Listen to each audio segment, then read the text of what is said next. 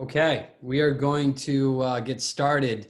We are at 11:01 and we have a lot of information to cover today. So I think it's best that we get going, and we had about 500 people or 450 people register for this webinar. We're at about 182 and growing.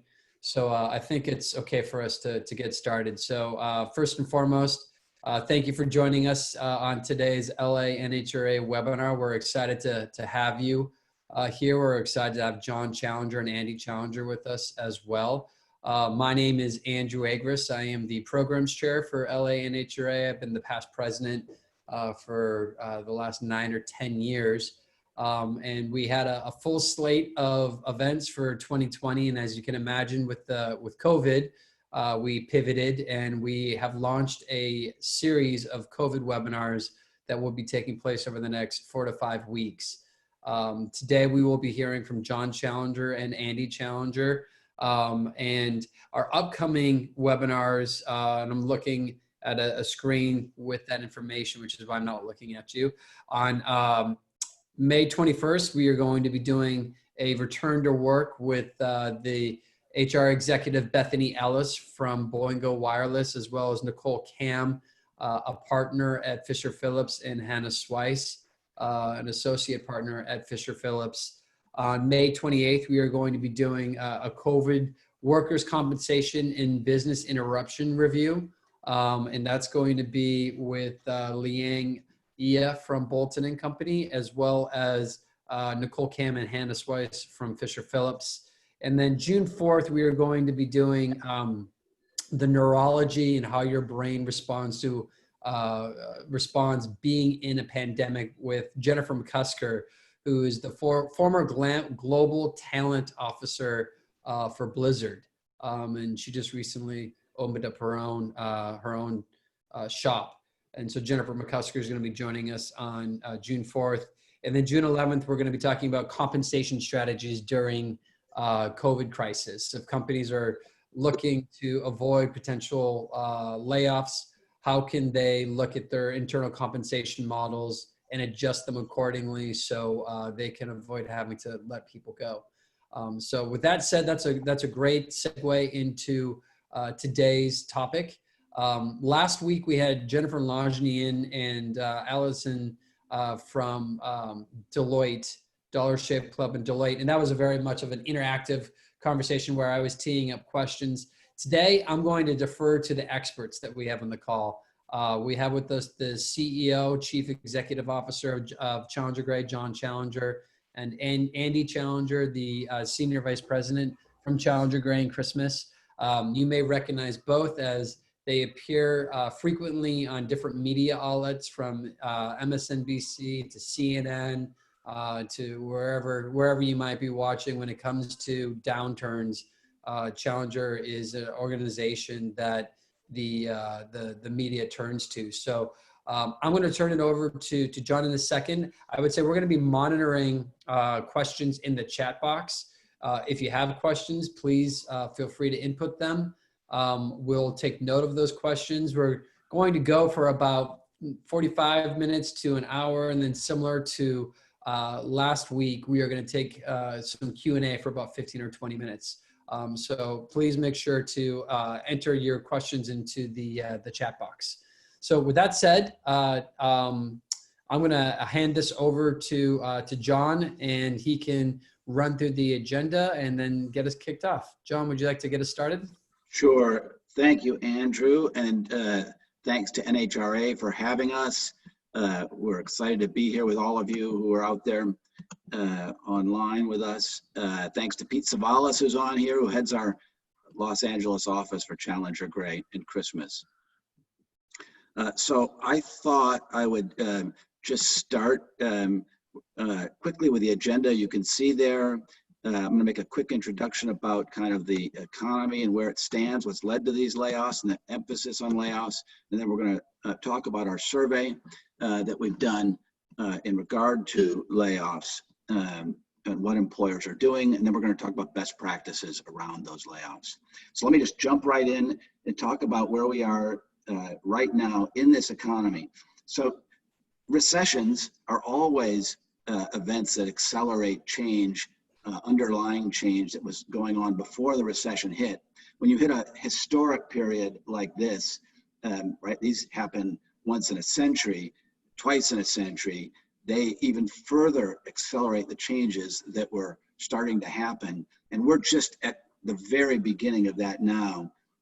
We're moving into an era of what I would say is going to be more and more distance between people, not just in the short term, but longer term when they're in person, and less distance between people through social media and this online. And developments that occur in that regard affect everything from how companies operate to layoffs, which we're going to talk about today.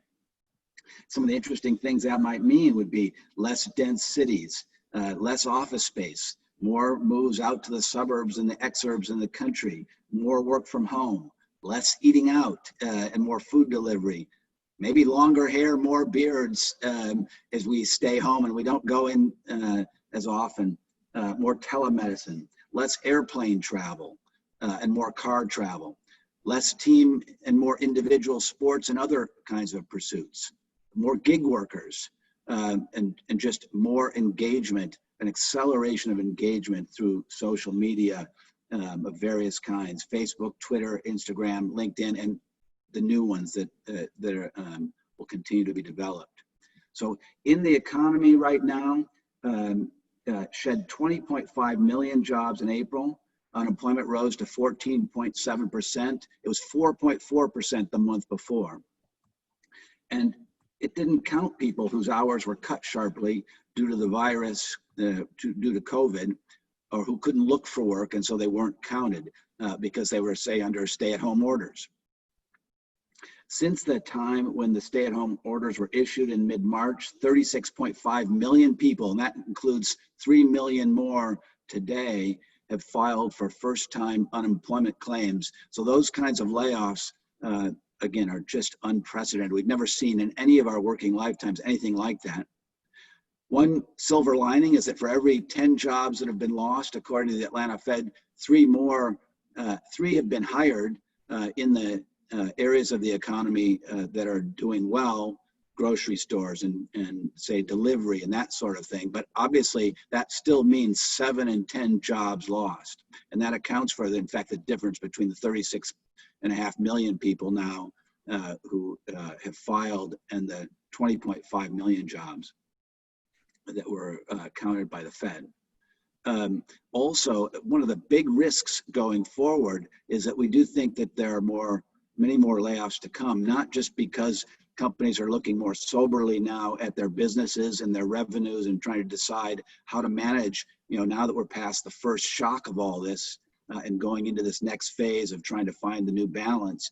But there are a lot of companies that sometimes get called zombie companies. The government right now is paying companies, whether it's small businesses through the PPP or larger businesses through the CARE Act, they're paying companies to hold on to their employees. But as those programs start to run out, and that's probably June to July for the PPP and October 1st for the CARE Act for many companies are beginning to put layoffs on the books now. So we could see unemployment get worse rather than better from just some of that natural unemployment that's going to occur when the government stops providing that support.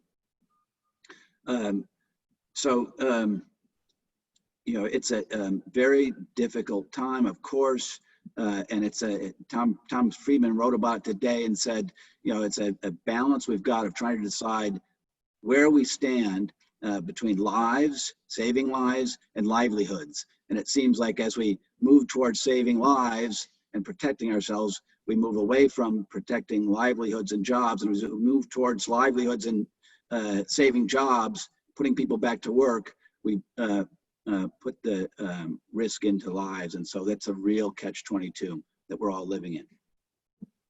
So that's a setup. I'm going to turn this now over, we'll go to the next slide, and we'll go to Andy, who's going to talk about the survey that we've done in regard to what companies are doing right now.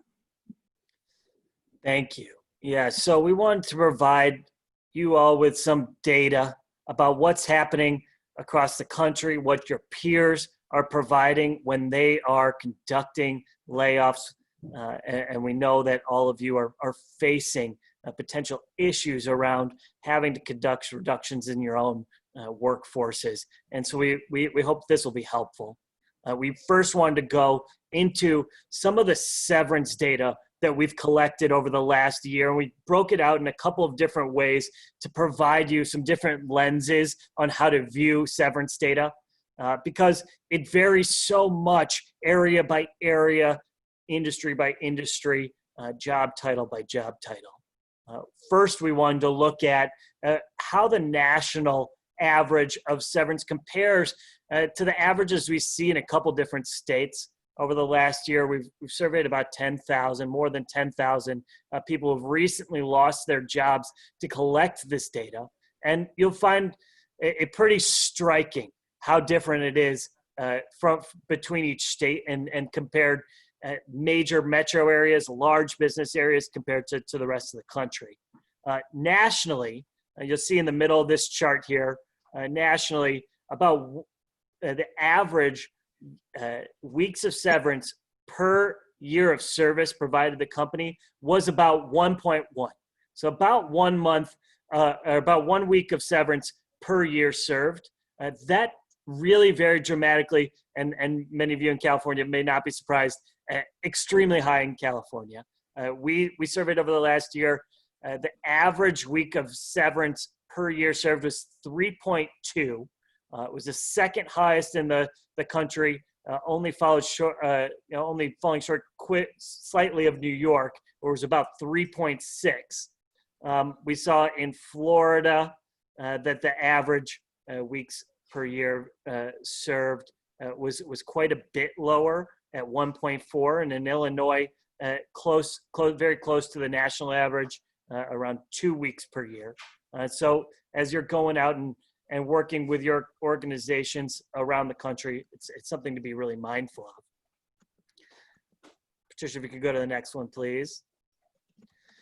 So we also wanted to look at this severance data based on industry. Certain industries provide much higher levels of severance than others. We found media and entertainment really led out all other industries in terms of providing weeks of severance per year served, about 6 weeks per average in media and about 5 in entertainment, followed, interestingly, only shortly behind by agriculture. I think it's, many of us might expect that in industries like media and entertainment, and less so as we consider the broader economy. But agriculture is really representative of organizations that we see in more rural areas. And we're seeing that companies serving populations that are going to have less access to more opportunities, if they're in rural areas, if they're going to have to relocate, are actually being a little bit more generous with their severance packages. They also have those smaller feedback loops in rural areas, as people that get let go are often in the same town and maybe have a spouse working at the same company. That's where we tend to see these averages be a little bit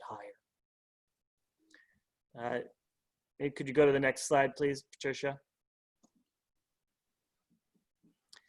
We also see that the number of weeks per year provided in terms of severance varies quite a bit by the role within an organization an individual holds. Unsurprisingly, presidents, CEOs, and C-suite officers are receiving the highest average weekly severance amount per year served, close to about 5 or 6 weeks per year. And it falls down to, for more manager level workers, around 2 weeks per year. So you'll see that this is broken out. Companies really adjust the amount of severance they're providing based on location, based on the type of organization, the industry in which they operate, as well as the individual person who's being let go. Could you go to the next slide, Patricia? We also just want to quickly look at compensation. So you'll see this is our data around compensation, and we'll provide this to you after the call so we don't have to go too deep into it. We just wanted to provide a general outline of what we're seeing as you're considering your own severance packages, and if you are considering hiring, where compensation has been. Again, compensation is really in line with which position is being held within the organization. And as you can see by this chart, a much greater percentage of compensation is provided via bonuses, LTI, based on each of those roles. So next we're going to go into what we think is going to be really important, interesting information for you. And this is our survey data that we've been taking since the COVID-19 crisis hit to talk about implications for employers and employees. And John's going to talk about a quick item here off the top. So CEOs and companies are faced with dilemmas that many have never dealt with. There's the double shock of the supply shock and the demand shock to their businesses. So first, what happened was COVID hit Asia and it disrupted the supply chain, the global supply chain. And we started to see companies deal with shortages, not being able to bring their products to market because they couldn't get the parts that they needed or the materials they needed. Then the demand shock happened, and that's the consumer shock. And our economy particularly has been driven for a long time by consumer confidence and consumer spending. So now this demand shock, this double shock of a supply shock and a demand shock has really taken the economy down. So for many companies, as that demand and then the revenue has dropped, they've had to deal with multiple issues. State governments have inconsistently instituted shelter-in-place orders. It's very difficult to connect with your customers, certainly prospective customers, to create new relationships. Some suppliers have closed their doors so they can't get the materials they need, and they have to find new channels for those supplies. Many companies are facing cash crises.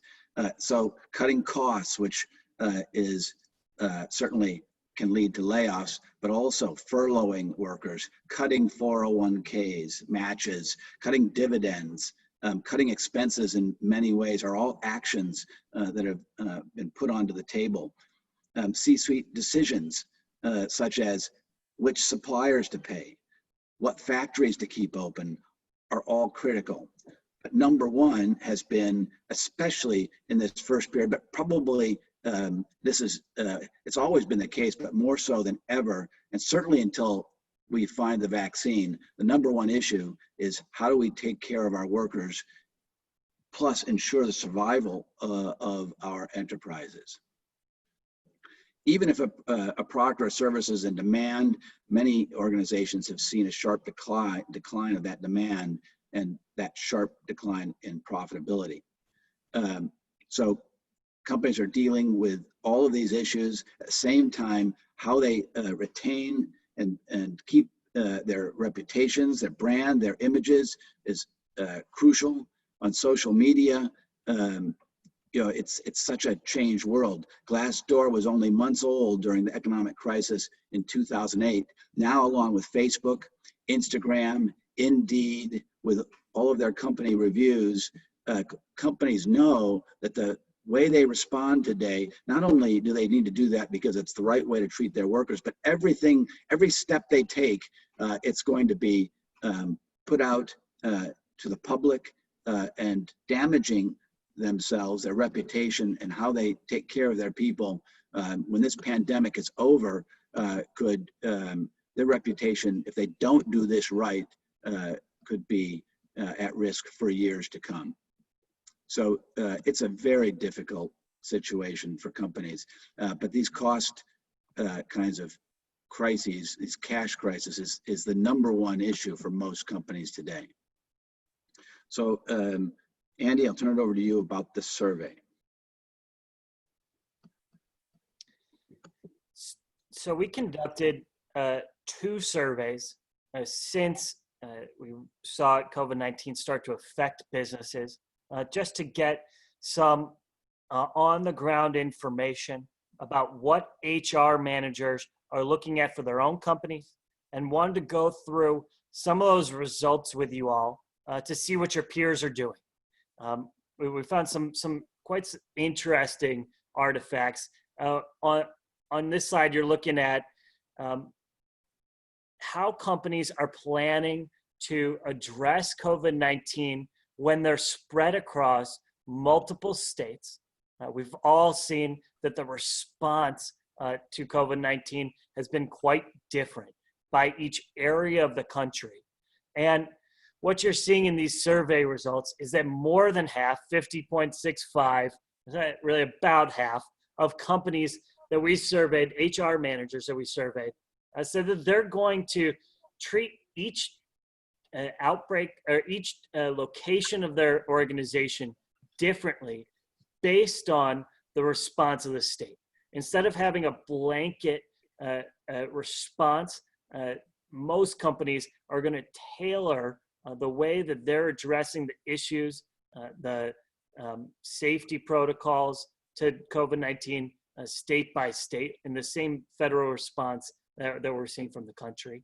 But at the same time, you're also seeing 36% of companies saying we're going to treat every worker the same, we're going to treat every work site the same across the country. So, but both responses are being fairly well represented, but gives you just an idea of what your peers are doing here. If you go to the next slide, please.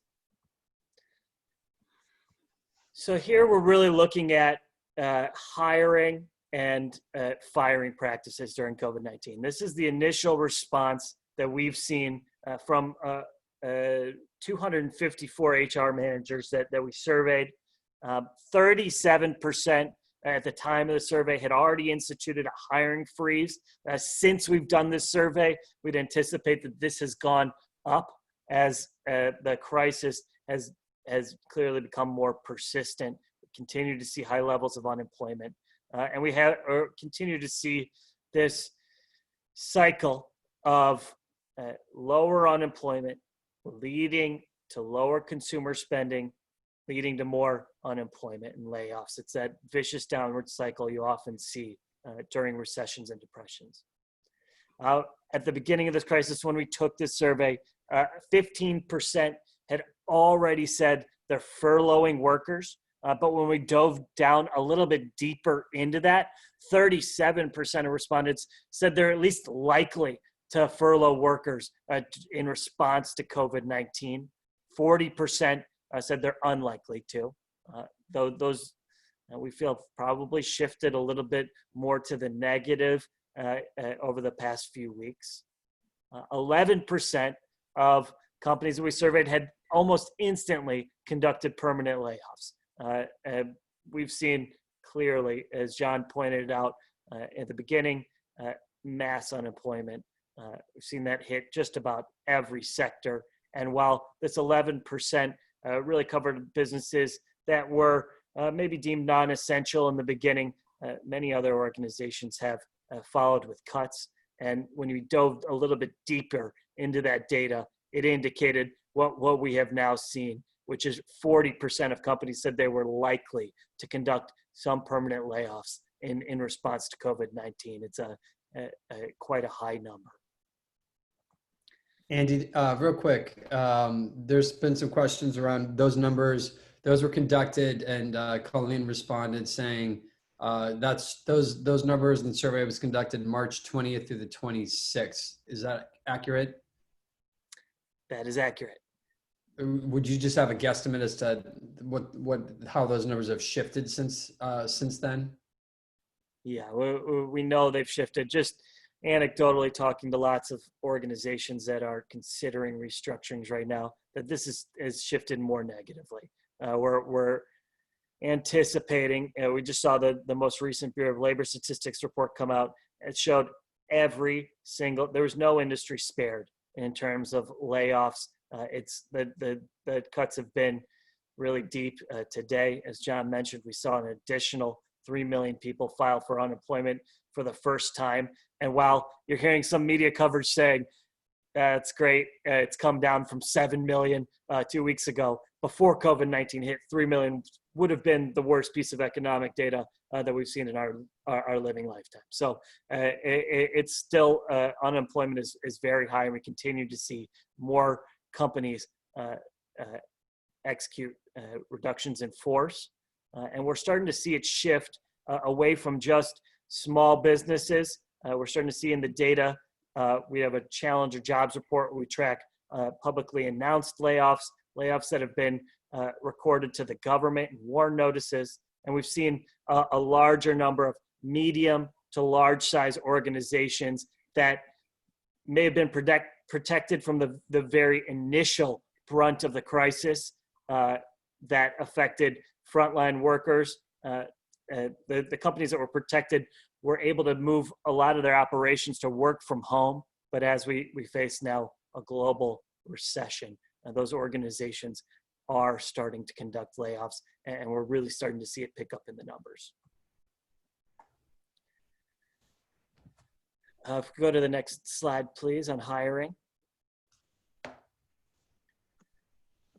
So one thing that's important to note, and we're seeing this on the back side of things, as we're working with lots of individuals across the country that are searching for jobs, often for the first time in a while. They are landing new positions. We haven't seen we've seen it slow down. We've seen the offers may not be as robust as they were just a couple weeks ago. But we are seeing people land in certain roles. And while job seekers today face an unprecedented crisis, as you can see from this survey, 48% of companies said that they're still conducting interviews during this time. Most of those interviews, of course, are being done via webcam and over the phone. But there are still organizations hiring for key roles. 28% of companies at the time of this survey had instituted a hiring freeze. Since the survey's been conducted, we know that number has gone up. Could you go to the next slide, please?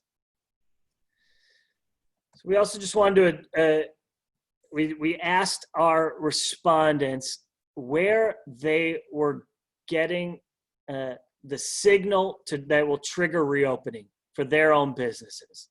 We think this is a particularly interesting piece of data that came out of the survey. Only 13% of HR executives that we surveyed said that they're taking the lead from the federal government. Many more are deferring to their state and local governments.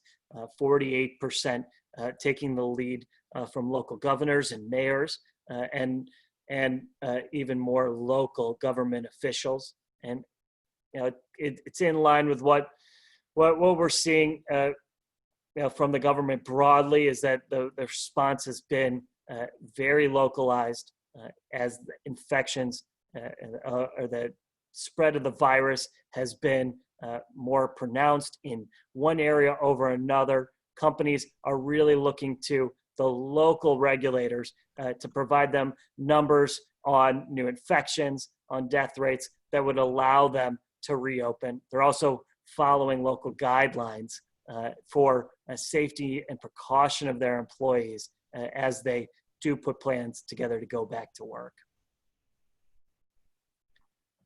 If you could go to the next slide, please. So just to go a little bit deeper into how companies have said that they're going to respond. 84%, the vast majority of companies said they are planning to provide personal protective equipment to employees within their organization. 45% of that, they said they're going to provide gloves and masks to everybody in the firm. 31% said they're going to provide it to some. So we saw some organizations. In another part of the survey, we found that 28% of companies said they're going to make at least some of their jobs permanently work from home going forward. And in those cases, they very well may not be providing any equipment at all. You're seeing some companies plan to provide just PPE to those who ask for it. That's a very small number, 2%. And others that are just encouraging workers to provide their own PPE. A small number of companies, 16%, said they're not providing any PPE at all. And 10% of that is because they were having a hard time sourcing it. We may see as supply chains for personal protective equipment open up, that becomes less of a problem. If you go to the next slide, please. In this slide, we asked some questions around what each individual head of HR is going to do if they have an employee who's diagnosed with COVID-19. The majority, a plurality, 77% of HR heads that we surveyed said they're going to require a 2-week quarantine for everybody exposed. That goes hand in hand with a little bit lower on the survey. You can see that 40% said they're going to contact local authorities to aid in contact tracing. Many organizations we're talking to are deciding how they're going to do contact tracing. Most companies feel it's a really important measure to help employees feel safe enough to come back to their organization.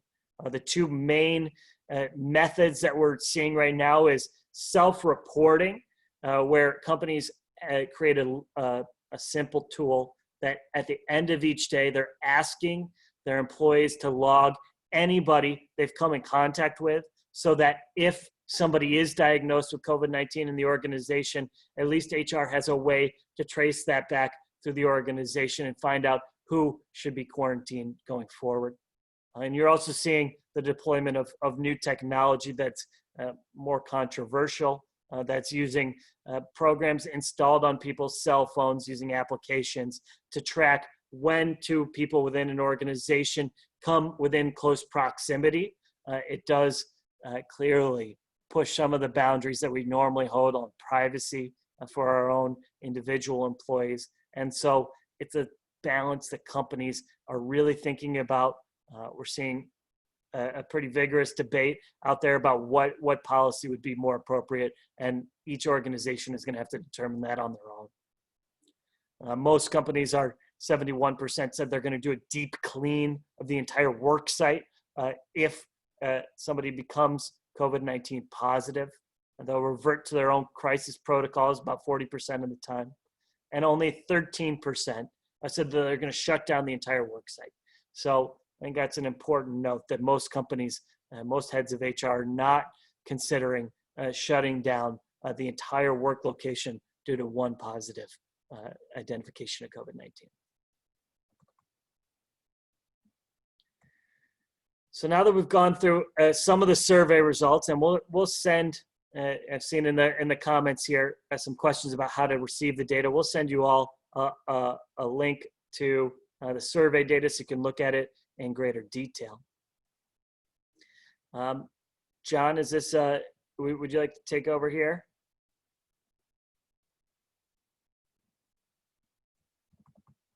To talk about best practices. Yeah. All right. So next slide, COVID implications for employees. So of course, today, handling layoffs and career transition is so sensitive. High unemployment, people that you're letting go are going into a job market that is going to be the toughest ever. They haven't done anything wrong, these employees, so it's not like they underperformed, but they are going to face a job market that's crazy difficult, and it's only going to get worse. How you deal with your workforce is important in this today, your multi-generational workforce. You may have different parts of your population that you feel more comfortable having come back to work, younger people, whereas you may say for your older workers, we're going to have you stay, at work for a longer period of time. You will have to deal with an employee population that may be making less money. If you had to make pay cuts and you need to keep those in place to operate at your new level of business, you are dealing with a workforce that all is getting paid less, and that inevitably creates tension. They'll also have less outs. You'll have people who might normally contain some of their stress by being out in the job market, some moving. They'll see some other people move and do that successfully. But today we'll see more people who don't have job opportunities outside, don't see people make those changes successfully, more people who are unemployed kind of piling up on the, in the unemployment lines. Even within the company, there'll be less potential movement that you'll be able to make just given the tighter structure. You also don't have those face-to-face networks that you normally would have to bring people together to reduce stress. Support groups are a very important part of how you hold your company culture together today. Harder to do, can be done though online, and certainly working hard on those is very important. So just generally reduce trust, more potential for reduced employee performance and engagement. All in all, HR is just in the center, of what's going on, over the next year, 2 years, in regard to how companies operate. So if we go to the next slide, I'm going to talk now about layoffs, best practices, how you conduct them perhaps differently during this COVID time. Certainly the core principles stay the same, preserving people's dignity in the face of giving them the news of their job loss, but developing a COVID-19 response team, making sure your communications are right, protecting your brand, internal and external, and then taking good care of the people, both who leave, your alumni, and taking care of the remaining employees is crucial to the success of the layoff. And it's always at risk when you're conducting a layoff. So if we go to the next slide, COVID response team.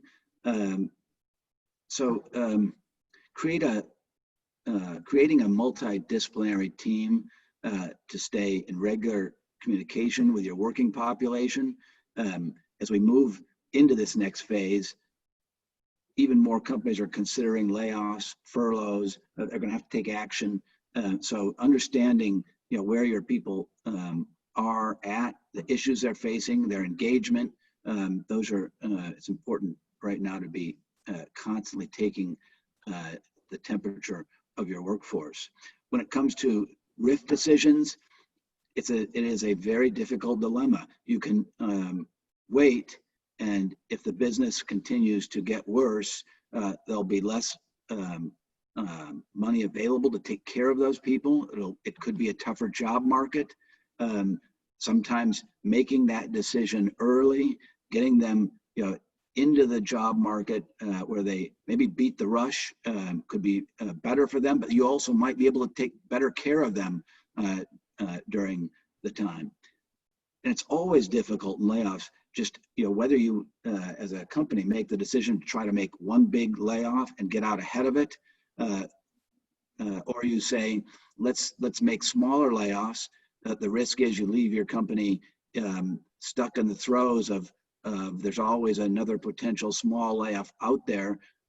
There's some optimism in those small layoffs, and that you hope your business is going to improve and you won't have to continue to make them.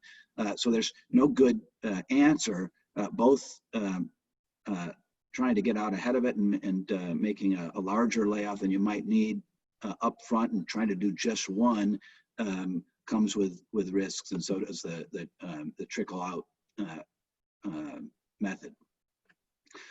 Also, of course, many companies are just like always looking at alternative ways to get at the reductions that they need. Early retirement, leaves of absence, voluntary layoffs, utilizing paid time off, cutting pay through furloughs and temporary layoffs, or just, again, reducing salaries and hours, all are steps that you might take short of layoffs, in this environment. If you are going to conduct layoffs, identifying and preparing the notifiers is crucial. They need to be prepared, especially in this time, to be empathetic, cognizant of the fact that the news is going to be delivered to people when they're at home, surrounded by their family members.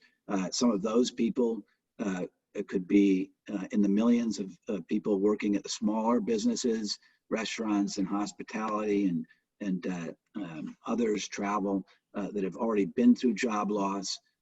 So telling people the news is more fraught with difficulty than ever. At the same time, companies should prepare for the recovery. And that's where we're beginning to think about now, when there is a rebound or an influx in business, and it is going to come back, hopefully sooner rather than later, the need for additional headcount will again be a priority for organizations. So it should be part of the plan that the COVID-19 response team takes into consideration, what areas of our business will come back. How do we hold on to the workers, keep them part of our culture, even if we move them to 0 hours, or we lay them off. Companies today lay people off and then bring them back later when business needs change. So who are the people that you'd like to bring back first? Identifying them is a crucial part of the process. Communications is important. The implications of COVID shouldn't come, as you tell people, these layoffs should not come as a surprise to your employee population. Holding weekly company-wide or at least department-wide meetings should be in place to keep employees abreast of the situation at the company, how it's changing, the data. One person asked earlier in a question, how does the company deal with different state government regulations and different approaches to when to come back and how strong to come back. And most companies are going to have to deal with that on a localized basis. You might bring certain offices where you see the data start to, and the government orders start to relax, and you see the data improve. You might bring them back sooner, but if you see a resurgence, you're going to have to jump back into the kind of situation that we've seen since March. So how you communicate to the employees, even though they know that this might be coming, to ensure if you are going to take one of the actions affecting their employment all the way to layoff, taking into account their anxieties, their fears, their dignity, is crucial to each of one of them and your employee culture. So the next slide, layoff best practices. Educate. By educating your population regularly on the state of your business, how it's changing, the plans that you have for it, the solutions before a layoff takes place, helps to mitigate the negative impacts of layoffs. It's not as much of a surprise. You're giving them information that helps them understand what you're going through as a company. You should also be prepared, of course, to give them information about their unemployment benefits, how the WARN Act is being affected today, where companies might not have to give the full 60 days notice. There is room, due to unforeseeable circumstances like this, if a company has to take quicker layoffs for those to take place. But there are many new programs to help people, not only the federally funded unemployment program, the $600 a week pay, but also PUA, the another program that often is focused more on gig workers. But also giving them information about what the local, city, county safety and health regulations are is important to be constantly up to date and providing that communication to your employees. Taking the time to think about the reactions and emotions that your people are facing and feeling before you prepare your communications is important. So being proactive and reaching out to them helps to manage that, but don't let your plans backfire, either from a legal or a media standpoint. Today with unions, protected classes, disgruntled employees, media and social attention, if you conduct a layoff poorly, if it's not managed the correct way, you damage your brand. And again, Glassdoor, Indeed will be deciding factors important in how you think about the need to get this layoff, if you are putting one in place, done in the right way. You should have empathetic communications and marketing. You can look and think about what you might have been communicating beforehand and how today, due to the pandemic, those messages or photos or slogans need to be changed or modified to adapt to the crisis. Some ones we've seen, that for example, photos and videos that depict interaction in large groups of people with phrases like I have your back, or let's walk hand in hand, and probably time to start rethinking how you communicate that marketing material. So this is the time to prepare for the events that are occurring. So let's go to the next slide. I thought we're getting close to the time. I'm going to give you just an example of a couple interesting layoffs, at least one here with some examples. So we have been working with companies who are going through layoffs. One company decided to do the layoffs in a town hall meeting first with the CEO in the town hall, and then to move from that to a manager's, in their departments holding a group session. Emails were sent to each of the employees by the managers and to a Zoom session, but that Zoom session was only held in audio. They'd sent no information out, beforehand, so they presented the layoff first, and then in those meetings that they would then have following up, those manager meetings, they would have both the manager and HR in the meeting. They would send them the documents through DocuSign or some other form of email of the documentation and signing automatically.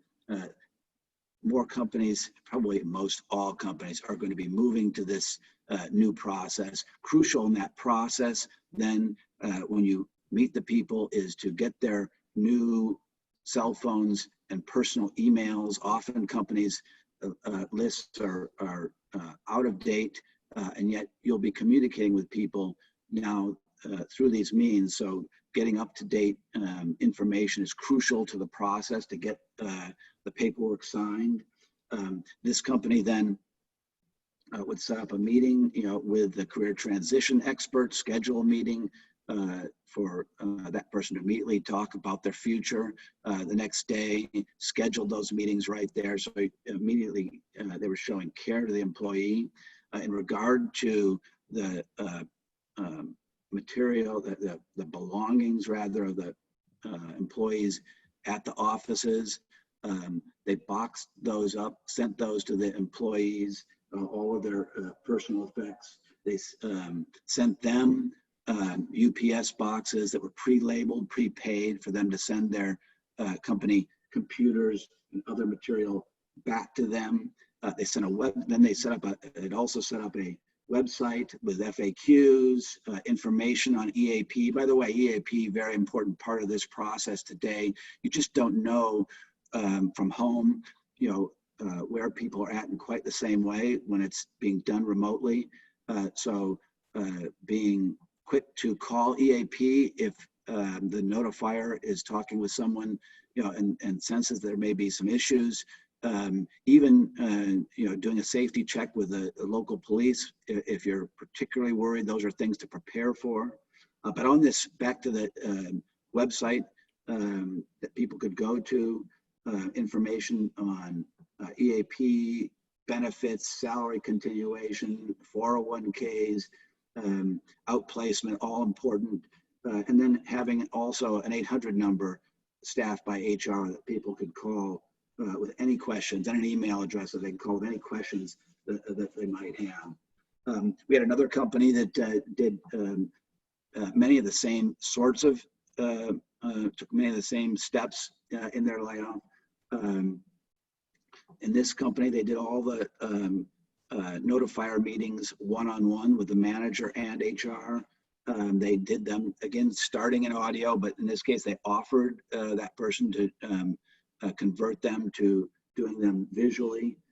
Next day, HR calls to go over the documents, which were, in this case, FedEx to the people overnight. I think that the DocuSign and the emails probably long-term the way this is going to go. And then again, scheduling meetings, to help with the career transition. The notifiers need to be very aware of the people and their circumstances, more so than ever. You won't be able to meet that person and see the reaction. So understanding some of the triggers that might make them upset. Is it an anniversary, for them at the company? Do they have a birthday? That there's been more, for some people, more anxiety being stuck at home. Maybe they have someone in their family who's been sick with COVID, or at worst, died. So being careful to understand the people you're giving this news to, and being alert to, their feelings.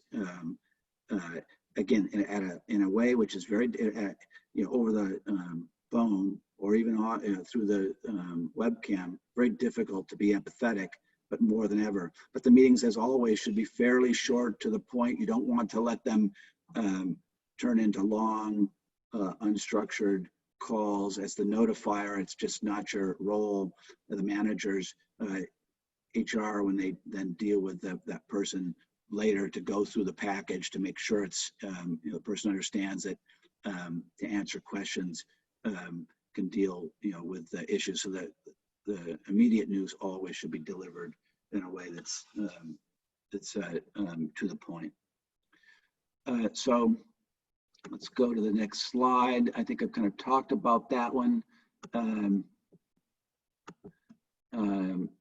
And the next one.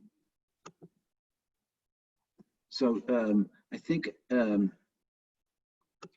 see where we're at. I think we're going to conclude, turn this over to for questions. What I would say is, balancing execution and empathy in layoffs is crucial.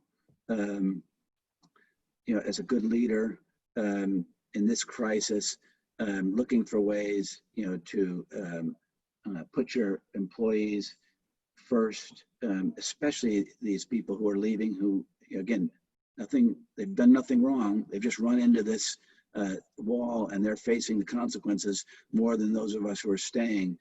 Being empathetic to their needs, thinking of them as alumni, hoping that they might find new jobs, helping them to do that. Maybe they'll come back, but thinking of them as part of your long-term community, both people who are there now and who've left, is the right way to approach a layoff. So I'm going to turn it back to you, Andrew, for questions. Yeah, thank you, John, and thank you, Andy. There was a lot of questions that came in, and it looks like Colleen has really been on top of it, and she's been answering a lot of questions. So there was a few that I just highlighted that I think, and I believe all of the attendees are seeing Colleen's responses. I believe that's the case, but there's a couple that I thought might be worth diving a little bit deeper into, and so we'll touch on a few, and then we'll bring it to a close. First and foremost, a lot of people were asking, if they're going to have access to the deck. Yes, we're going to get the deck out to everybody. We'll be sending out the deck. We'll be sending out a recording of the presentation, and that will be coming out after today's webinar. So John and Andy, a question that I had while you were talking, I was just curious, do you have plans to conduct an additional survey that will update the numbers that you reviewed today? Yes.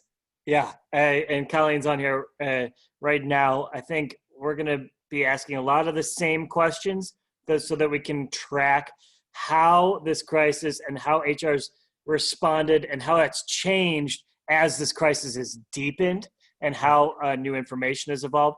But there's actually a couple of pieces of some interesting questions that you all asked in the chat that I think we're going to add to the next survey. So I appreciate that. Thanks. And we'll make sure that this gets out to your group so you can all see the most updated information. Yeah, and thank you, Colleen. I mean, she was so quick on with some statistics in there. I was impressed with how quickly she was able to get back to people. Some actual detailed. I think this is a question that probably would be more in line with the future survey that you're going to do. But we're seeing some very small return to work.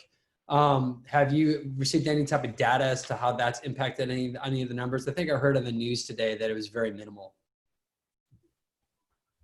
Yeah, not a ton of data. It's so fresh, right? There's the dual worry that opening up will then lead to another a second wave of COVID-19, and that could obviously have a long-term detrimental effect.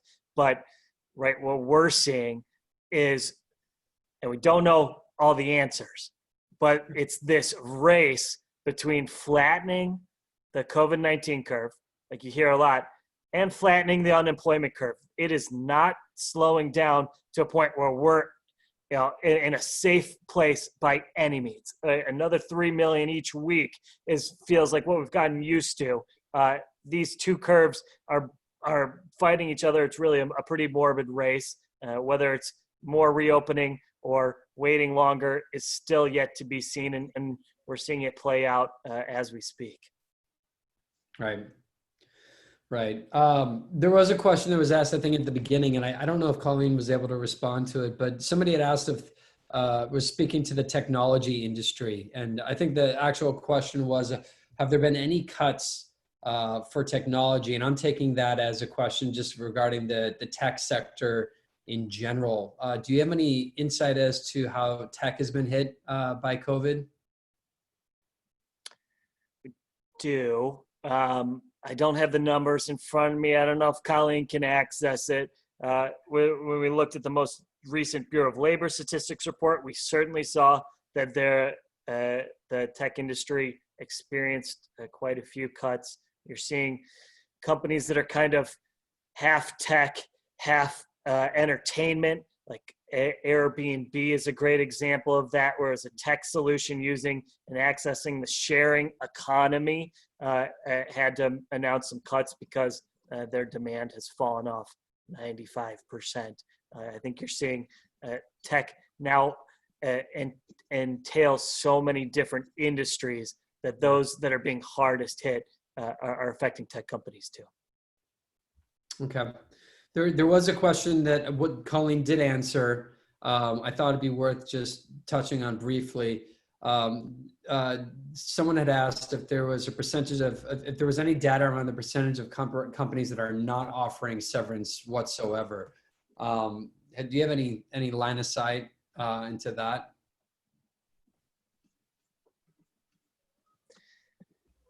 That's not something that we have tracked. in our data, but I know that it exists. Right. Yeah. I Yeah. think we've seen that. Go ahead. I'd say we've seen that mostly in small, medium-sized businesses, not prepared in the same way as larger businesses, or even having severance practices in place. So, that's where certainly some of the hardest hits have taken place, and much less severance. And probably that's where you'd find the majority of companies that have resorted to that kind of decision.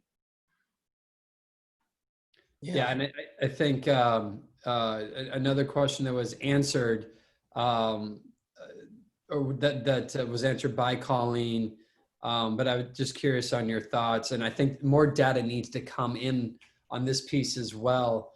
So a lot of the questions, obviously, we don't. To your point, Andy, no one has the answers to, right, because of where we are right now. We're going to have to let time pass. But a question came in about rehiring, and for companies that are going to rehire and bring people back, is there any thought that there might be a trend that companies might do that on a contract or a contingent basis, as opposed to full-time regular? A person used the word permanent, but full-time regular is probably the better way of putting it. Well, one of the reasons you treat them so well on the way out is to try and get them back. So the hope I've heard from most companies is we'll have this downturn and we want to return to some semblance of normal.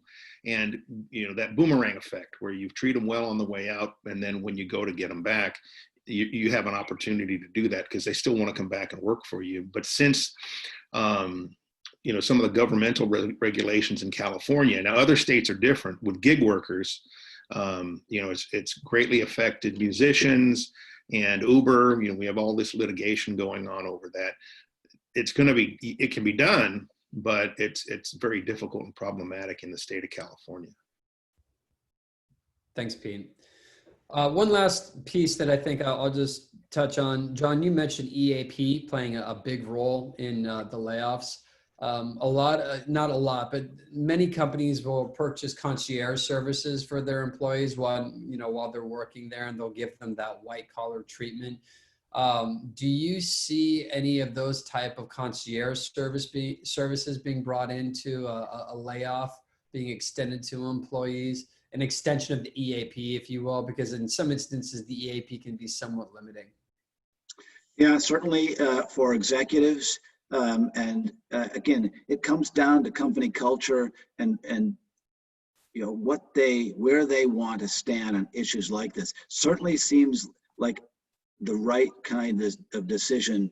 If you are trying to put your company people first, that when you're going through layoffs, both the people who are leaving and their friends and coworkers, are going to be stressed more than ever, by the event. There's just more triggers, and so giving them access to EAP concierge is the right thing to do. Yeah, it's the human element that we're talking about, and everybody's in a different position. Companies are in different positions. Some can be more generous than others. Well, I want to thank you, John. I want to thank you, Andy, for taking your time to joining us today. Any last thoughts or comments that the two of you want to share with the NHRA community? Andy, start it out. I think if you're letting people go into this environment, just be really mindful that the best way you can take care of them is to provide both some severance and some services to help them on their way to finding a new job. It's a really difficult environment to be letting people go into. They're facing some unprecedented times, and it's a good time to try to take care of people. Pete? I'm just happy everyone could join us. And if you need anything, just reach out and contact us or NHRA for any further questions, and we'll be getting out the video and any data that you need from us. Yeah, thanks again to Andrew, to you and NHRA. Proud to be here with all of you. All of you wish we could see you in person through this new technology. Please all stay healthy. Hope your families are all well. And hopefully we'll be through this crisis sooner rather than later. Well, thank you again to everyone for being on the panel. We really appreciate it. The NHRA really wants to make our support our community any way that we possibly can. It's about being a community. It was about being a community prior to COVID, and now that we're in this COVID scenario, even more so, it's about supporting each other, working through this with one another. And NHRA is most definitely here to support all of you as we go through this together. Please join us next week with Bethany Ellis, the CHRO of Boingo Wireless, with Nicole Cam and with Hannah Swice from Fisher Phillips. We really appreciate you joining us. And if you have any questions, feel free to reach out. We will get the deck and we will get the video out to everybody as well. Please stay safe and looking forward to seeing all of you next week. Bye, everybody. Thanks. Take care, Thanks. everyone.